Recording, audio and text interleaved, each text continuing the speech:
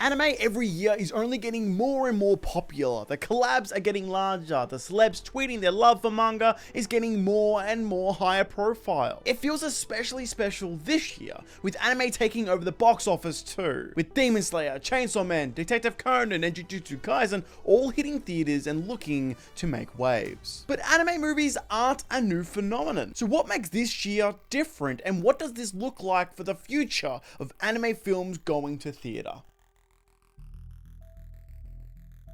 Anime movies have long been a thing, but what did they consist of? What comes to mind for me are the 18 or so Naruto movies that vary in quality, with 5 or so making it to theaters. One Piece has had plenty of movies, with One Piece film Red making plenty of headlines, especially in Japan, making 135 million of its 171 million total there. Pokemon 2 has had plenty of movies, but where I want to draw my focus is towards My Hero and how there has been a noticeable divide where within those My Hero movies there are glorious moments that are beautiful or amazing soundtrack or brilliant what if scenarios that is great for fans. Things that they would never think to see, you get that on the big screen. However, it came at the cost of the show where most of the effort went to those movies instead of those like middle seasons of the show that notoriously got dunked on for having crappy animation. Overall, it can seem to be a zero-sum game. No matter where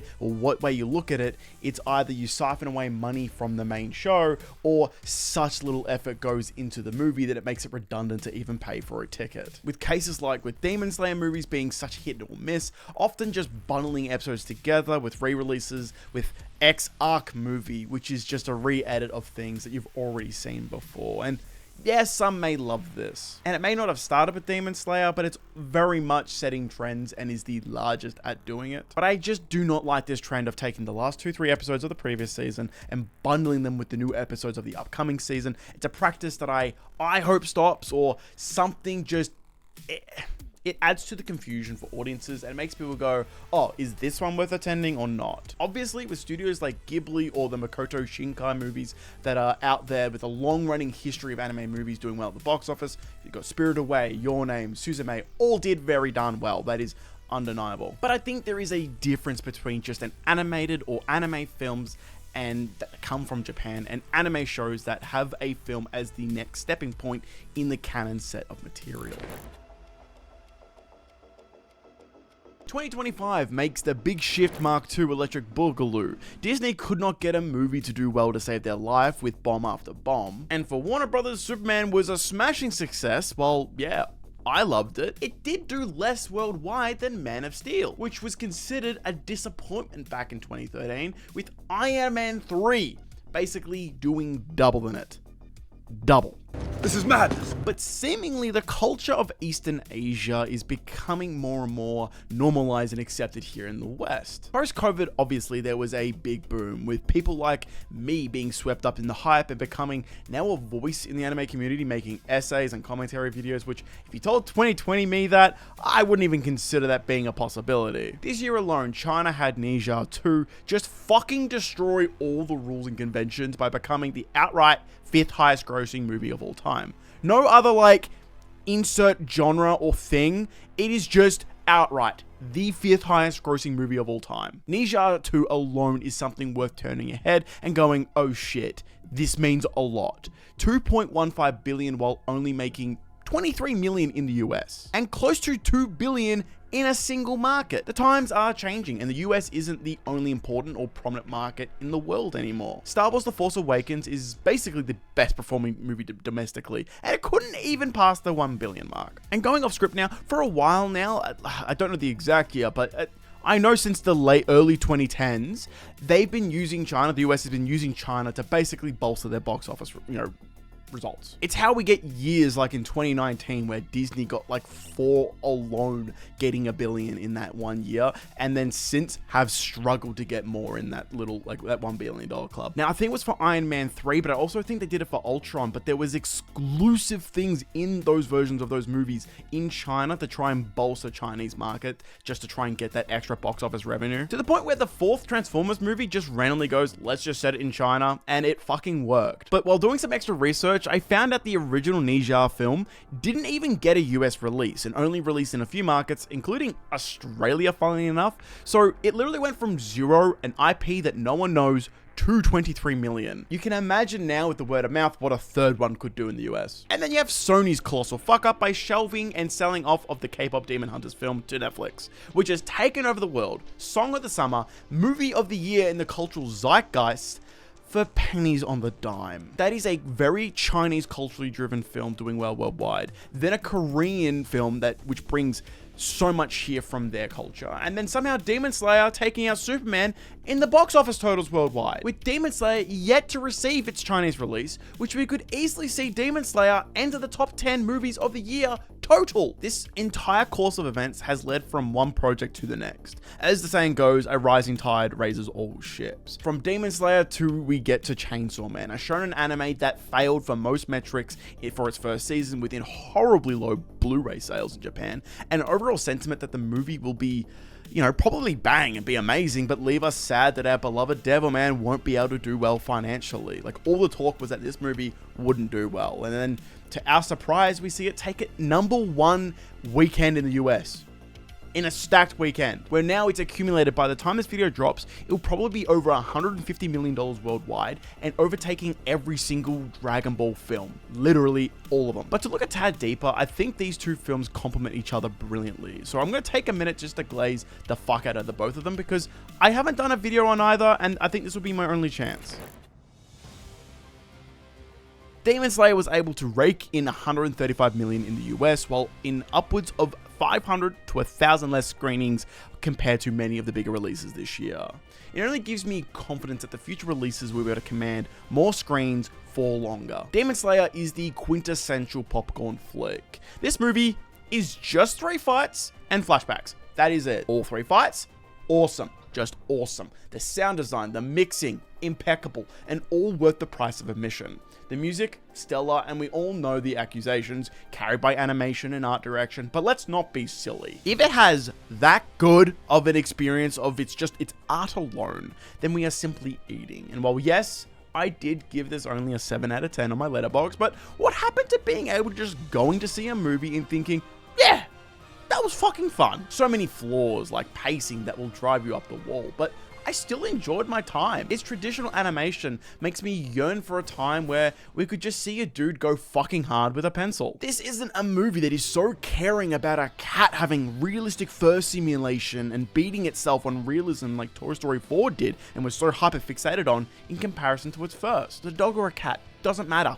This isn't necessarily a diss towards Toy Story, because I'm still very much a stan of Toy Story, but it's more of an indictment on Western animation as a whole, as it basically comes down to 2 different categories of animation. Realistic 3D animation, that every studio has their slight little quirks here and there.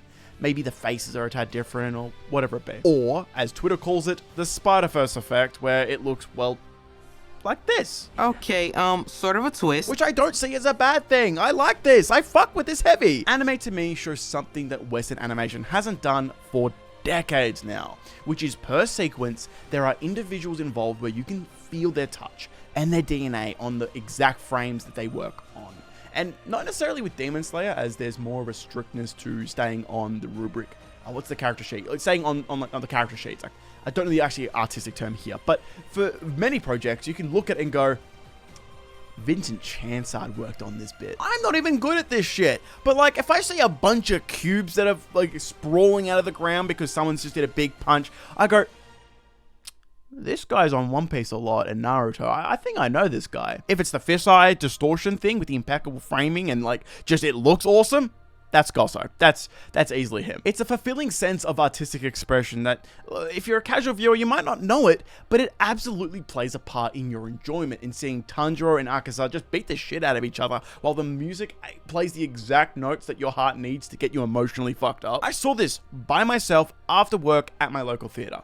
I just want to be able to do that, and with an IP like Demon Slayer, it just is that. It is actually a well thought out, tempo, memorable action set piece extravaganza. Seeing movies like Captain America this year, I felt like I was just extorted out of my time. I watched that movie at home at no expense of travel, comfort, like there is no, oh, I gotta go all the way to the city. No, I was just like, This had a release date set, had $200 million attributed to its budget, and it just has to come out, so it does. It's just capitalism doing its thing, and Disney paid the full price of that punishment. Don't release mid for 5 years, and then release another bad movie, and I guess maybe you might be able to learn your lesson. On the other end of the Demon Slayer spectrum, we get Chainsaw Man, where, look, to start off, this is my movie of the year.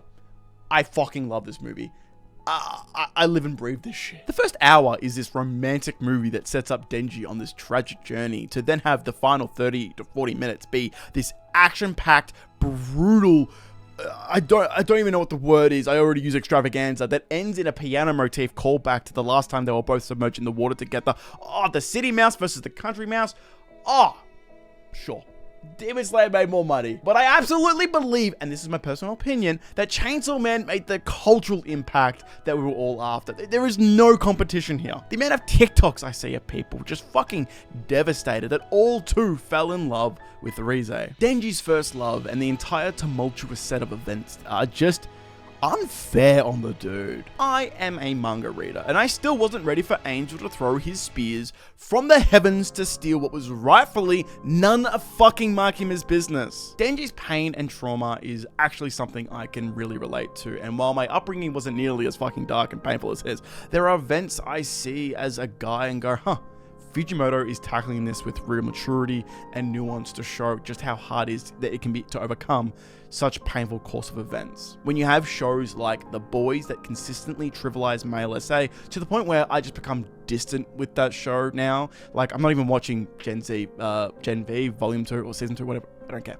Here, Denji is through and through the victim, and the trauma of his PTSD story is the story. His my ninja way of becoming the Hokage is self-actualization and making his own decisions, not influenced by an abusive motherly figure above him and a toxic yet fruitful first girlfriend. So what is the future? Are we just going to look at the present? Well, I think it looks like a slow, gradual process that you make the average audience goer invested via things like the live-action adaptation of One Piece, among many more that are getting greenlit by the day, with Demon Slayer, My Hero, and others to come, but also in the West, with WB are giving their IP like Rick and Morty and Suicide Squad to anime companies to adapt as well. With this, will continue at an accelerated rate, with the hope that they improve the quality. Now, this next point is something I am not an expert in, as I don't really see much information and I haven't gone to extensive links to research industry-wide trends,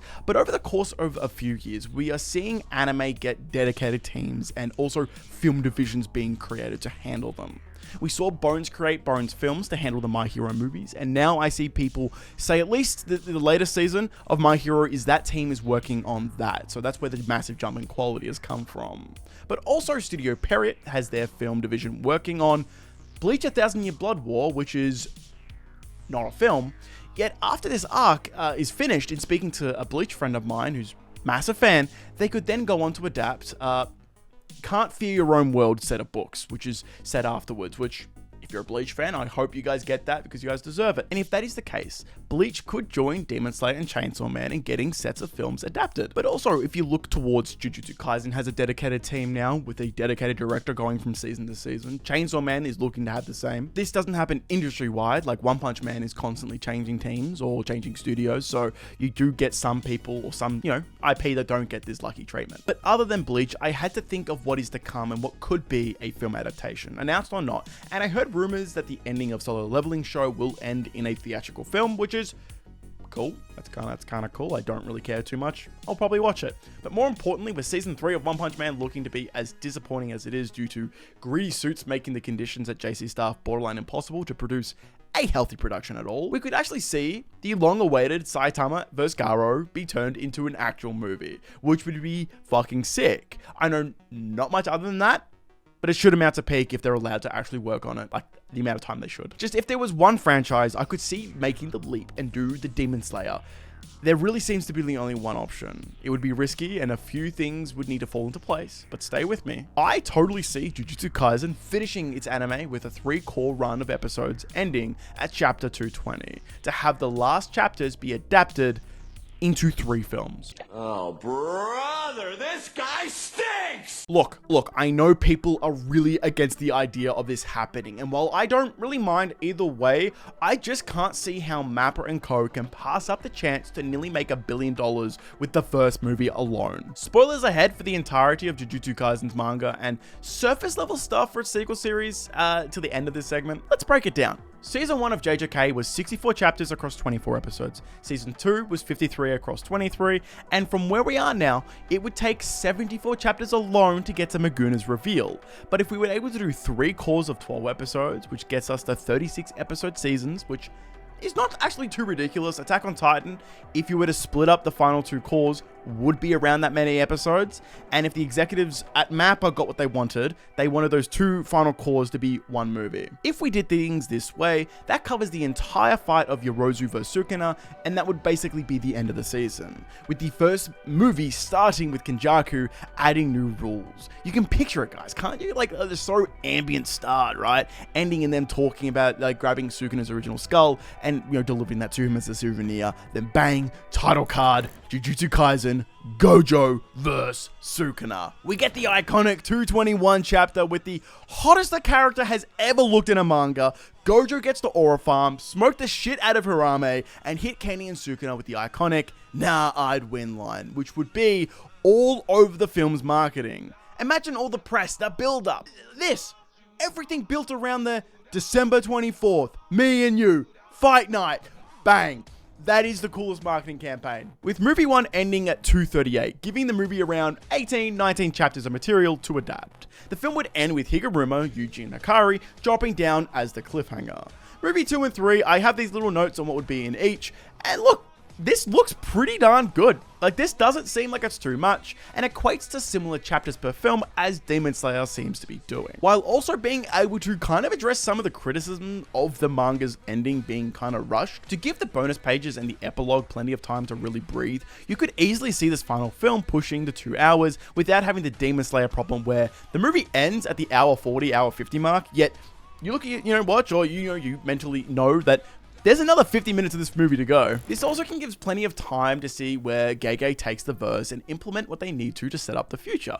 As like, if we're already up to date on the manga, if the anime was done right now, you wouldn't be able to see where Modulo was going and potentially be able to adjust slightly and add even more stuff with Yuka and Tsurugi in the film's epilogue. Basically, in short, as anime fans, we're fucking winning. Even if this is something specifically that you don't want, but like your show, you don't want a movie of it, I'm sorry to say, but this is kind of seemingly like it is the future. You start with an anime, you get a couple seasons of building up that fandom, you get mass market appeal, and then you cap things off with a movie or a trilogy. Attack on Titan was like a year or 2 early because Mappa initially pitched, as I said earlier, they wanted The Last Attack to be it. They knew the titles were dumb, but they got forced to release it how they did.